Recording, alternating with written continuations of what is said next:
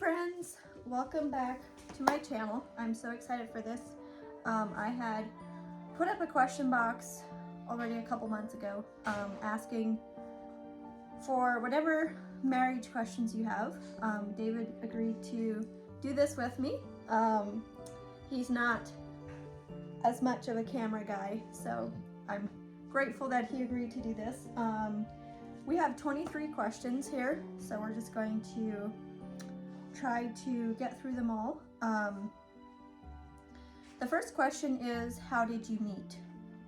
Well, I moved out to Colorado, and I guess you had lived in Ohio a little bit before that, but then we started messaging or texting back and forth, I guess, and yeah, then I went to when I lived out there, I went down to your family, and I guess. And then you started coming to the church that we were going to.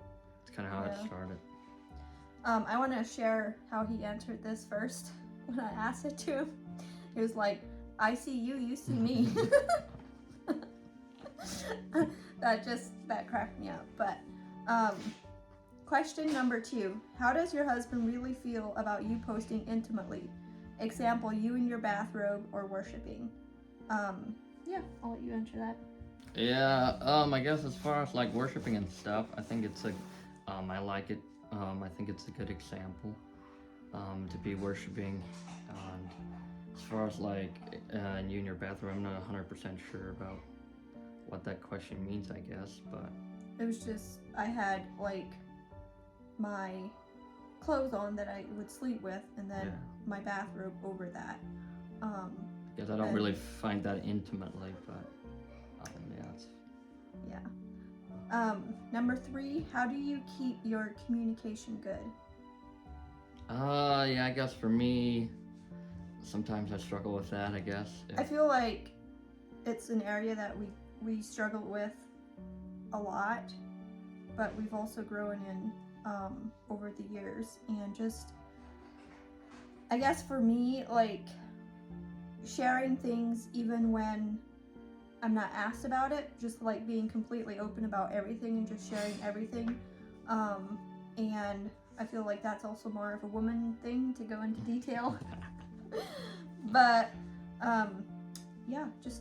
I would also say, like, for me, like, sometimes when I'm going through things, like, I don't want to communicate about it, but like, try to communicate, like, if you have a busy day or whatever, then before, like, if you're in bed, before you go to sleep, let's just try to, if there's something on your mind, just try, and communicate through that, whether it's, good or bad. Sometimes it's hard, like, right when he gets home from work, like, maybe where the children are getting hungry because it's supper time and stuff like that, so it's hard to right then, like, talk about our day, but if we can make it a goal to still talk about it at some point before we go to bed, and a lot of times it's after the children are in bed. Right. Number 4, how to be an example to a husband who is not a believer. Do you want to read that scripture? We found a scripture passage that talks on this. It's in 1 Peter 3, verses 1 and 2.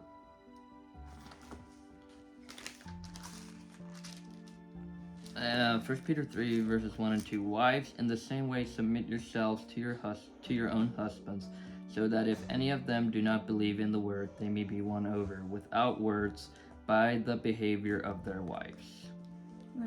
When they see the purity and reference of your lives. Yeah, so just like not speaking words, but letting your actions.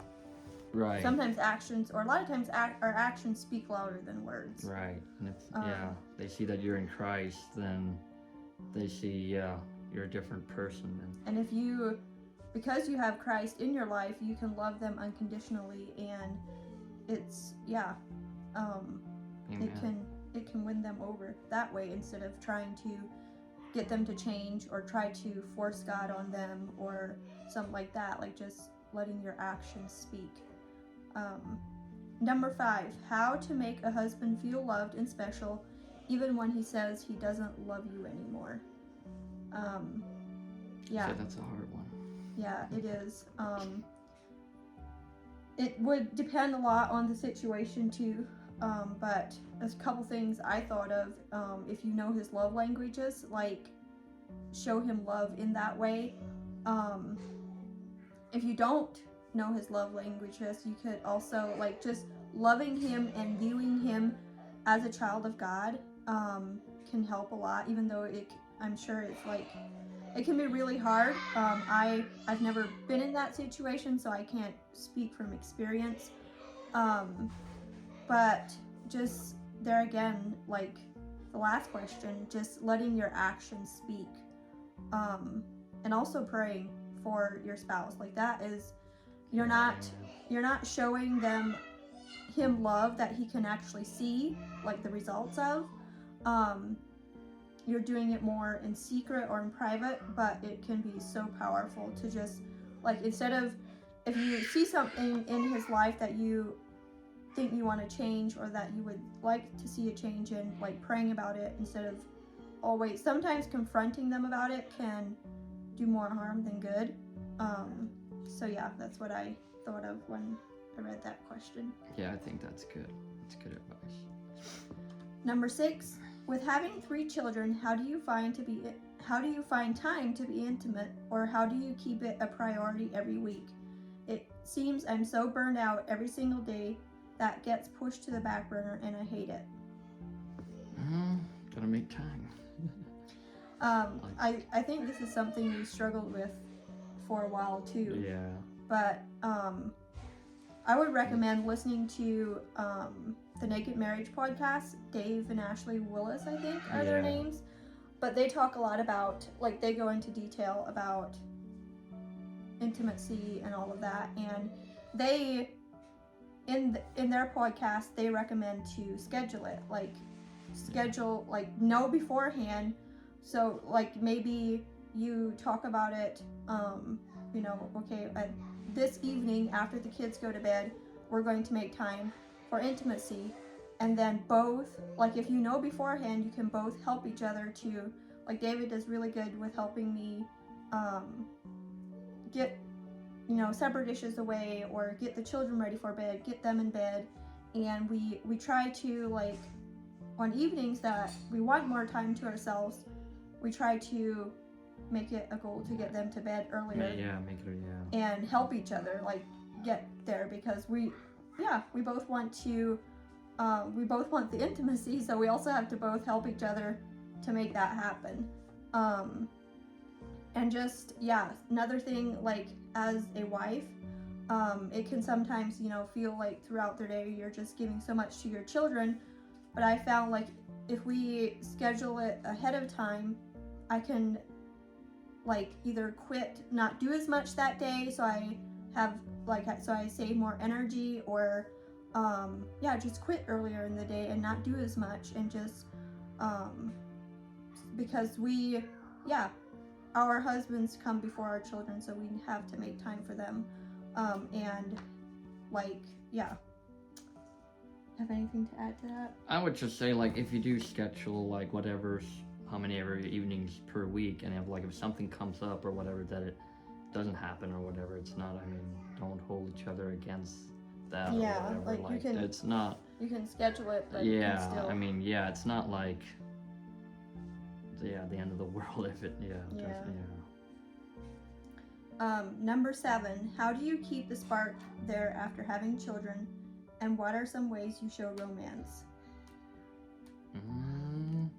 Just gotta find different ways to, like, send text during the day and just like, I think this is also easier to do with younger children that don't fully understand. Like, as they get older, like, you can't be quite as flirty, I guess, and stuff around them. But at the age that our children are, well, Mike is actually getting to the age where he's, like, he can remember more things, or he catches on easier, so we've had to, like, also keep that in mind. But just remember, like, I think it's good for us to remember, like, how we pursued each other when we were dating. Right. And you can't, like, don't stop that once you're married. Right. You have to keep that going and be intentional. Like, it takes intentionality to like, and just like try to think of ways that you can just randomly do little things throughout the day. And I think this can also help a lot, like if you know their love language, and do things that speaks to their love language. Yeah, guys, don't be afraid to help your wives around the house. If you help us, then we have more time for you. Okay, our next question. Do you get up in the morning before he goes to work to pack his lunch and make breakfast? No, but that's totally fine with me. Like, I grew up packing my own lunch, and especially like when I lived by myself before we got married, I did it by myself, and I mean, I've always done it that way, and it doesn't bother me. I've already, asked him if he would like me to, and you're not much of a morning person, so. Right, yeah, if you wake up in the morning, right. How do you guys deal with arguments? Just have to try and see it from the other person's perspective as well. That's really good. And like in the heat of the moment, it's easy to try and stand your ground or whatever, but it's like I think, how would Jesus view it? I think, like, in the beginning of our marriage, we used more of the silent treatment. Yeah. And just didn't really talk about it, but I think it's healthy to talk about it, even if you might have to, like, walk away and just collect yourself and, like, just even, like, praying that God would show you how to handle the situation or how to respond to your spouse.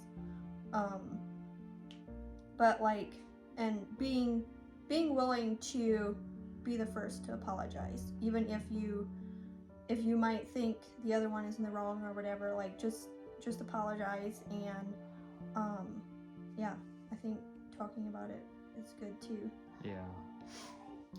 How to handle an abusive marriage: run or stay and try to make it work? I think this could depend a lot on what kind of abuse. Like, is it physical abuse? Is it spiritual, verbal? But I'll let you. Yeah, that's a hard one. I'd say if it's physical abuse, like, there's no reason that you'd have to stay, but you should definitely pray. Whatever the abuse is, you should definitely pray about it and try to seek whatever God is showing you, and try to show love, regardless of the situation. But if it's physical abuse, I'd say, Definitely don't keep it to yourself. Yeah. Like, either go to your pastor or, like, somebody that you trust, that you can share with, and seek their advice on it. And because, if it's physical abuse, that's not, you don't just want to keep that quiet. Right. And, like, you need to, seek advice from somebody you trust, I guess.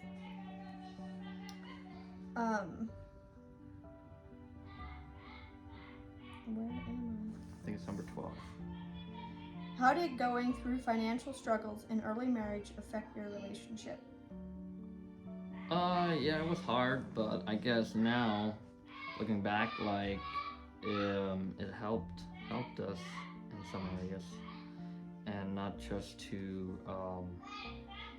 rely on our own power, I guess. And it was hard with financial struggles, but now looking back, it taught us a lot of things too. And it's also, like, I feel like, it's made us stronger coming out of that, and it's also helped us to, like, appreciate so much more, like, what we have now. Like, we're by no means rich or anything like that, but when it comes to the money side, like we're very rich in blessings from God, and just having, how He has blessed our family and whatever. But I think it was hard when we were going through it, but it's made us stronger where we're at now, and just appreciating even more, like, for all God has blessed us with. I'm not sure if this is too personal, but how is it possible to move forward from a partner who has struggled with porn and cheated physically? Yeah, that's another tough one. I mean, it'd be hard to trust a partner again.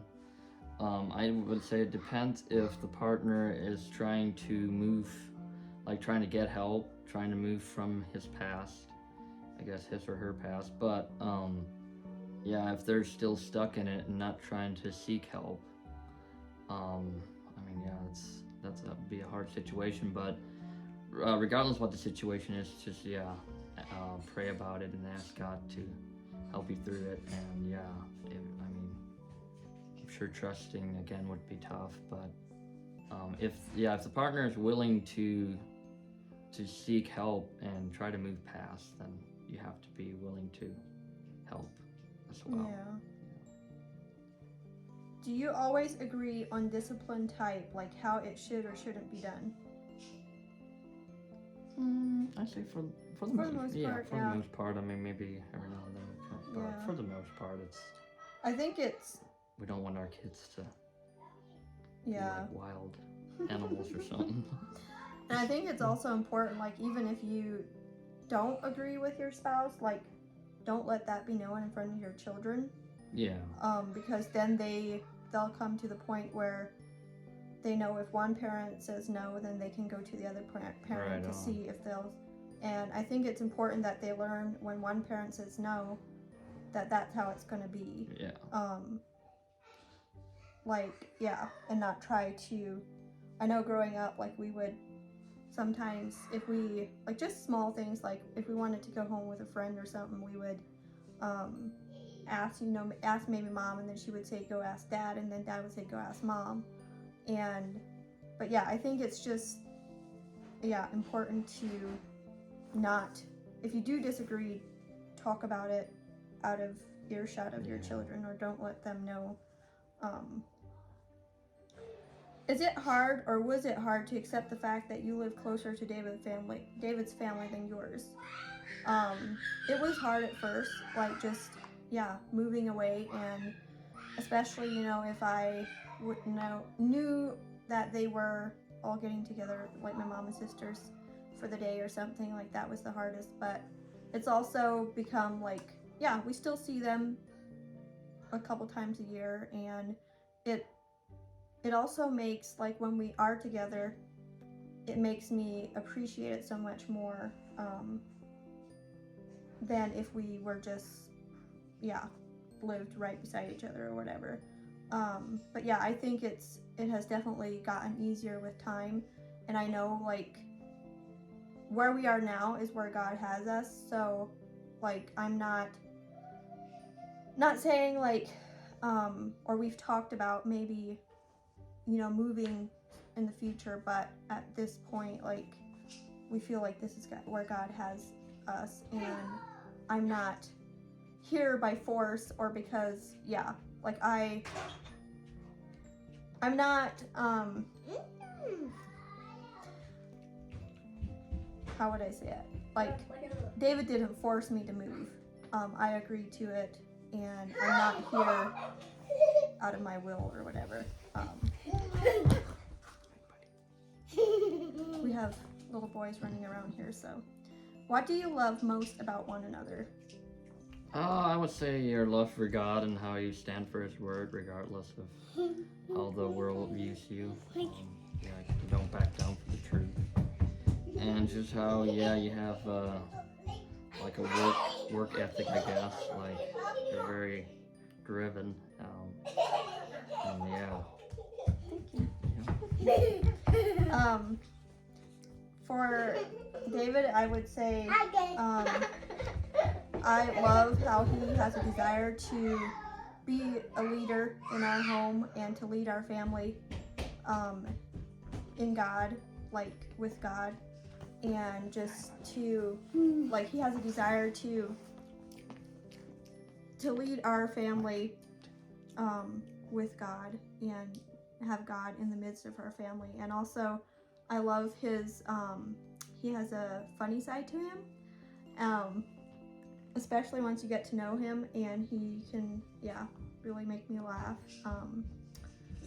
So yeah, also another thing is, he is my, you could say he is the calm to my storm. Sometimes I can get like very spontaneous or whatever, and he just, he helps to keep me level-headed, I guess. Will you homeschool your children? That's the plan as of now. I'm actually planning to start Micah with some things, just like basic preschool things after the holidays. But yeah, I taught school for 3 terms. It's something I always enjoyed, so yeah, that's the plan as of now. Does David cook a favorite meal for you? If I did, I'd probably burn down the house. He does not cook, which is, like, it's totally fine with me. I actually enjoy cooking, if I know what to make, that is, but he does so much, helps me out in so many other areas around the house. Like, he will clean pretty much anything. He helps a lot with the children, like giving baths, all of that kinds of things. So, yeah, it's fine with me that he doesn't cook. He helps in a lot of other ways. What are your favorite Bible verses and why? I really like John 16:33. Jesus was talking to his disciples. I have told you these things so that in me you may have peace. In this world you will have trouble, but take heart, I have overcome the world. And this is just a very encouraging Bible verse. Whenever we're going through struggles in life, this is Jesus' own words. And I feel like sometimes when we're going through things, like, it's like, why, God, are you going through? Are you taking us through this? But right here it says, in this world you will have trouble, but take heart, I have overcome the world. So, I mean, right there's God's promise. You know, He's gonna help us through regardless, and there's nothing that's too big or too small for God. And it's a very encouraging Bible verse. Yeah. Mine right now, like, I feel like mine kind of changes with seasons that I'm going through or whatever. Right now, with just everything that has been going on, the changes that has been taking place in our life, and just people disagreeing, and things like that. A verse that has been, or a couple verses that have been very encouraging to me is John 15 verses 18 and 19. If the world hate you, ye know that it hated me before it hated you. If you were of the world will love his own. But because you are not of the world, but I have chosen you out of the world, therefore the world hateth you.